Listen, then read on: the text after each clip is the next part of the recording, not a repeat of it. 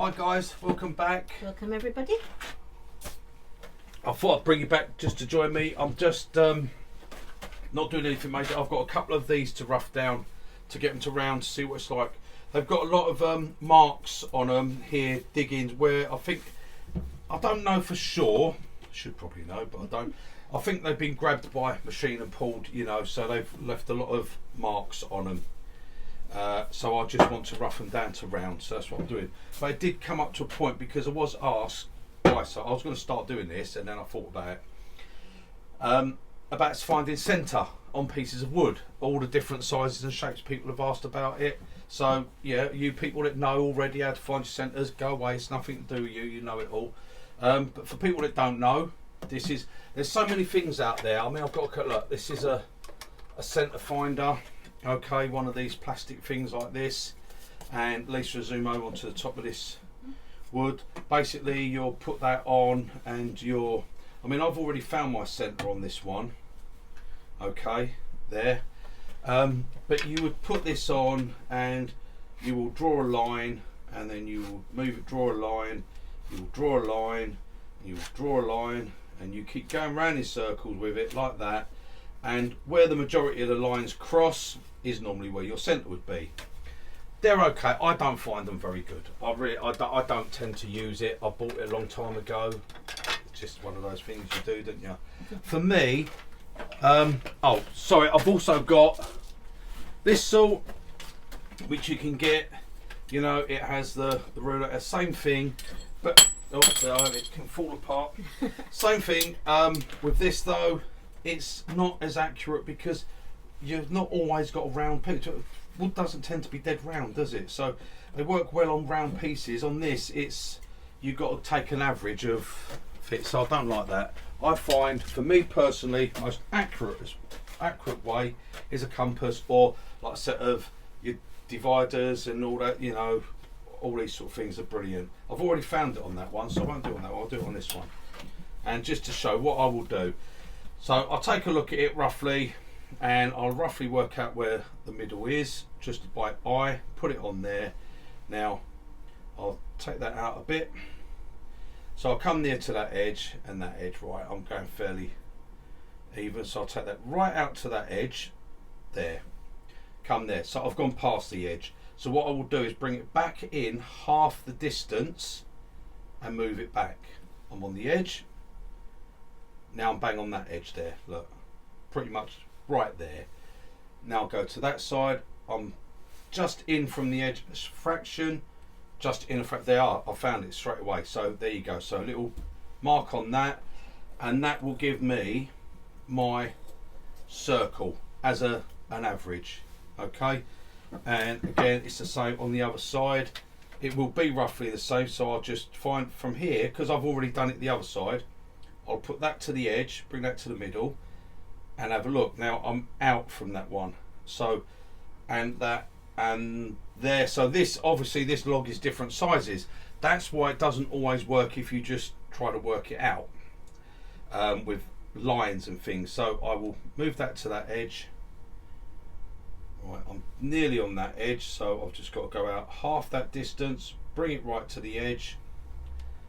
That's bang on that edge, and then I'm just in by about 3-4 mil there, and I'm past it there. So I will bring that back to that edge there, and now I'm edge, edge, and edge. So there you go. That means I'm perfect. Now that's fine with these. It's round, isn't it? And how important is it? It's very important to find your centre before you start. Especially for me, it is very, very important, because I like to turn at speed. I love it, okay? And for me, not only that, I don't want to waste too much of this wood. If I put that on it slightly over there, one, it's going to wobble like mad. I can't get the speed up, and I'm going to lose wood. So I want to be on centre, because the more I can be dead centre, the more it will turn better. It'll turn faster for me, which is what I like to do, okay? Now when you come to just do a quick thing, for, like I said, people have asked me. Now if you've got a square piece of wood like this, no problem, okay? So a nice square piece of wood, no problem. Put a ruler across, corner to corner, draw a line, corner to corner, draw a line. That's all good, but sometimes, like here, it's not very level and the ruler can move very easily. So sometimes I will use that method, but most of the time, again, I use this method because, again, if I go where the centre is, now I know where it is because I've got lines on here, so I'm not cheating, it's just they're there, I can't take them away. Right, so again, to the edge, to the edge, to the edge, to the edge, and that's all you've got to do is make sure everything touches in 4 points to the edge, and that's it. Then if I'm on that centre, I would normally use a compass. I have quite a lot of compasses, so I've got a pencil in them, but if not, you can score the line with one of these, and then when you score your line like so, you know exactly the size you're going to get for your bowl. You can look at it when you're turning, if you've penciled a line, and know how far down you've got to go. It can help you out. Simple as that. But that's nice and square. When you come to pieces like this, and I like to put these on a worm screw, it doesn't always work when you go corner to corner because they're not square. So I always look at it and take the shortest section. So it's obviously it's longer that way than that way, so I go on the shortest section. I'll put that to the edge. Oh look, that happens to be bang on. So I'm edge, edge. I look there, right, I'm about 6 mil in. I look there, I'm about 7 mil. So I'll just go slightly that way. That way, I'm roughly got it the same all round. So there you go. So that would be my centre. So if I put my worm screw in there, I know I'm not going to lose too much wood. And the main thing for me, the most important bit, that's going to be balanced when it goes on, so I can turn it faster. And that's why I do it. That's why it's very, very important to find your centre. It's the centre of gravity, basically. It's the centre of that piece. It's what balances everything up. With the it's not the side. When you get pieces like this, it's all out of shape. You know, trying to find your centre. If you put centre finders on or rulers on, you're not going to find it. Again, the easiest way, set of dividers and come on and just do exactly the same thing.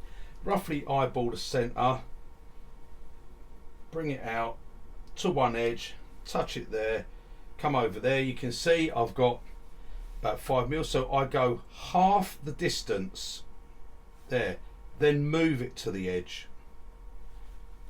and then when I come over I find I'm bang on the edge there. Now I look there, I've got about a thumb width, I've got a little bit over a thumb width, so I will just move it that way a fraction, like that. Yeah, I'm fine. I'm happy that would be my centre. So that there would be banging centre. So if I drill a hole on that, put that on, everything's centred up, and that's going to spin nice. Okay, so that's just, if you haven't got a perfectly round blank or a perfectly square blank, then that's an easy way to find your centre. Like I said, I know most of you out there that already do it, you will know, but some people new to turning or not had no carpentry experience don't always know our best way to find centre. So that was it. And if I've got little square pieces of wood like this, a little square like that, well, that's easy. Just buy yourself one of these little things. Okay, little centre finder on there, one swipe there, one swipe there. That there is centre. Okay, now the way these things work is because they go right on the corner, when you actually swipe, you'll actually be just slightly over. So if you then actually go that side and swipe, your line won't be dead on, it will be slightly over. So when you do that on all four, what you will have is a tiny little square in the middle, which will be centre. So there you go. Okay, and that makes you your centre. And that's how these little things work. They're fantastic little things if you've got small pieces. Okay, I don't tend to use that. I have one of these little gadgets. Okay, absolutely brilliant thing. It only got a circle of, I think it's 35. I'm going to check here. It's not 35. It's 45 mil circle. Okay, so it's meant for finding the centre of circles, round pieces. So if I was to put that end of that bar in there, that will bang that finds you dead centre. Any round piece up to that diameter, it will find centre on it. I use it on these. I put it on here. I just eyeball it like that. I tend to eyeball it, hold it there, give that a bang, and that's gone bang on dead centre. Okay, that's how I tend to do them. If you've got a piece that's say 45 mil by 45, which is what this piece is, that fits perfect like that. I just hold it either side with my fingers. I can feel it's there. Tap like that. There you go. Bang on centre. So quick and easy. There's so many different little gadgets. I have my favourites. You'll get your favourites. But just find something that's reliable, basically. So right, getting back to it, I'm going to quickly rough this down. Okay, I want to rough these just so I can see what's underneath all these gnarly bits and all that. Now, because they're big pieces like this, I'm doing it between centre, and I'm using my big jaw here, because that's what I should do the tenon for on the bottom. If I do a tenon, I'm using my big step centres. Main important thing, especially if you do like to turn, as I do, with a bit of speed, you must make sure your pieces are securely fitted. Okay. You turn it whatever you turn it. Like I said before, there are no rules. It is totally up to you what you do in your workshop, in your time. It is down to you. If you have an accident, that is your fault. No one else's. No need to blame yourself. It's down to you. So turn how you feel comfortable. Right. So I lock everything up. I make sure that's nice and tight. I'm using 2 big step centres because I know it can't come out by doing a wiggle. It can't wiggle out because they've given me plenty. So that's it. Got to change that tool rest to a bigger one because that's not long enough. So there you go. I like the tool rest if I can. It comes past my piece because when I'm turning fairly quick, I don't want to come straight off the end of my piece. Right. So I'll go to the closest I can. That's the closest I can get. There you go. Locked down, everything is locked. Nothing's going anywhere. Locked down. Right. I've removed most of the bark, not because I don't like turning the bark off, it's just when it comes, the bark tends to come off in slightly bigger bits and they tend to hurt the back of your hand when they hit it. Flying off at me. Yeah. So I tend to take the bark off if I can, if I think it's going to cause me a problem or be loose. So that's what I've done. Never ever will I turn in gloves. In fact, if I'm using a bandsaw, a table saw, router, anything, lathe, never ever with gloves on. Okay. So, and that, if you turn with gloves, again, that's your responsibility, you take it. But when you do have that slight accident, and that, you'll lose your hand if you're wearing gloves. I guarantee that. Your hand will be gone. So, gloves are very, very dangerous on any tool that turns. Any saw blade, anything like that. So, there you go. Don't ever turn with gloves. If it hurts the back of your hand, man up. Man up. Right. Okay, I've turned my lathe speed down. Okay. I don't normally, but I'm turning it down so you can see. And my tool for this, as always, it's a spindle. I'm using a roughing gouge. Okay. And I will turn my speed up. This is where I say I like to get a bit of speed. Nothing's wobbling, nothing's vibrating.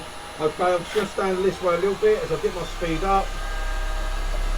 Nothing's vibrating, everything's good. So I've got a nice bit of speed on. Handles right down, and I come in and I'll get back cuts. I'm going to try and steal grease a little bit here. But the first cut, do a back cut. Whenever you come in on a piece of wood, just do a back cut. So come in here and go backwards.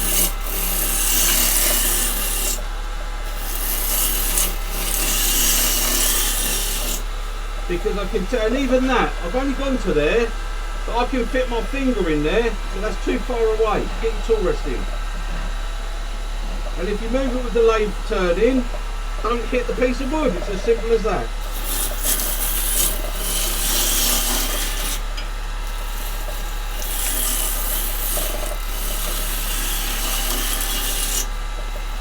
Right, I can feel there's some rough, and where you feel your wood, feel the back here, don't feel it here. I'll tell you, if it grips and pulls your finger in, my God, does it burn? I know, I've done it several times.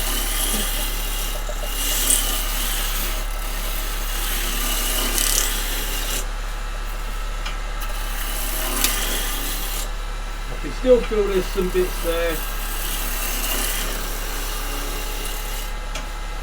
Pretty much I just keep going until I've got shavings coming off. So when I've got continuous shavings, like that, you know it's pretty much round, but I can still feel some rough bits. So I'm going to stop and have a look. Right, yeah, look, I've still got these holes. They went in quite deep. Whatever grabbed it went in quite deep on it. Look, some deep gouges. So I'm going to just, it's a nice piece of wood though. I'm going to take another pass on it. Move my tool rest in a bit.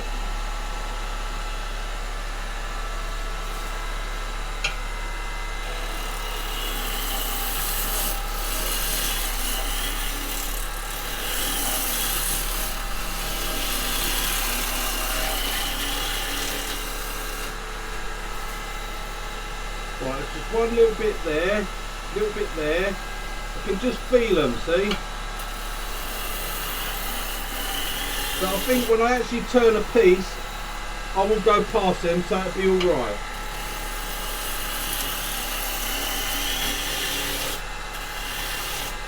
And now what I'm going to do is quickly put a tenon on this end so that I know I've got it all ready for when I want to mount it. And I'm using a carbide for this. I'm just put straight in. Right, I don't hit your centre like I just did, because I wasn't actually concentrating, I wasn't looking at it then. I looked away for a second. Right. Now I've got 4-inch jaws which don't need a dovetail. Okay, so I'm down to there.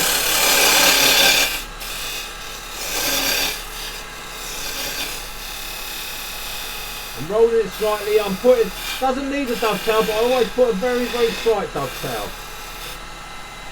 Right, there we go, that's it. Stop that, and that will all be ready for me to mount in when I've turned that round, okay? That will go round and fit into there. So that's it. Okay guys, and just to show you that, I'll take that out, pop that out of there. Fantastic, sorry, I don't know what I'm shouting for. Fantastic RDG tools. Comes with that, I've spoke about it before guys. I'm not in any way connected to RDG tools, I just love that piece. It's fabulous. Everyone should have one, it's absolutely fantastic. And you can use all the heads, they screw into that, but for me you can put the heads in there and they lock in perfectly. Fantastic. And if that was spinning because of the stab centre, then I'd go for a 4-prong like that, and that really holds on. And I've got all the different sizes. Right, anyway, so there we go, we've done that. I would open that up now, in that goes, bang, there we go. And that would be in my chuck, and as you can see that's turning all right. I've got my centre mark still, so I can just bring that up to my centre where it would have been, pop that there, and there you go, everything's centred. And now I'll turn again, and I'll flush that side up and start turning when I come to turn the piece. Okay, so that's it guys, just maybe a few tips there you might have got something from, you might not have, but if you've watched it, thank you. If you haven't, then I'm saying nothing. Right, toodle pip guys, and I'll see you on the next one. Bye guys.